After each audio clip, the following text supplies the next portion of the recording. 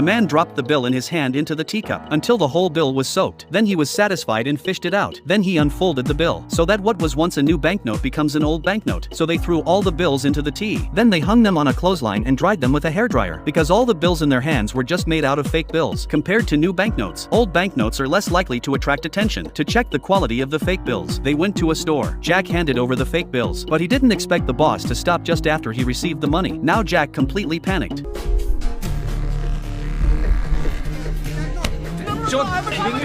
Sonny saw the wrong, immediately rushed forward. He snatched Jack from the owner's hand. Luckily, the two brothers took advantage of the chaos of the crowd, which made it possible to escape from the tiger's mouth. They thought it would be easy to print money, but they didn't realize that the fake bills they made would be recognized at a glance. Sonny looked at the fake banknotes in his hand and started to think that they were wrong from the very beginning. Indian banknotes are made of a special cotton pulp paper. This paper has a very different feel from ordinary wood pulp paper, and it has a distinctive crisp sound. And then there's the color-changing ink on the banknotes. The ink changed colors when viewed from different angles. And finally, there's the security strip printed on the banknote. If you want to make higher quality counterfeit banknotes, you have to solve these problems. In order to produce high quality counterfeit banknotes, the drawings on the banknotes must all be drawn by hand, because the microfonts on the banknotes, even the most sophisticated instruments in the world, will show a kind of Moore pattern when they are scanned. So they have to draw the first draft by hand, then scale it down and carve it. Finally, after sanding and chemical treatment, a template for printing banknotes is completed. But since cotton paper was strictly controlled by the Indian government, they had no chance to buy it, so they had to look for plain paper with a similar feel. After days of searching, Sonny finally found some hope in an advertisement book. They found that by combining two pieces of paper, not only was the feel of the paper similar, but also the thickness was very similar. Just bleach the paper, print it on two separate sides, punch a hole in the front and put a security strip on it. Finally, glue them together, and you have a perfect sandwich banknote. Once the paper problem was solved, it was time to solve the second problem, which was the color-changing ink on the banknotes. Jack thought of a way. He used the market to buy metal paint and ink mixed. Out of the color change effect is enough to fake the real. Then he brushed a varnish on the banknotes to make them crisp.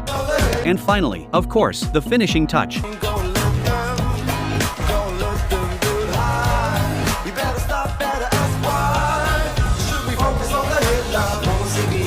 In order to verify the quality of this fake, they went back to the street store, and this time they were smart enough to do it. In case they were caught again, they held hands to make it easier to escape.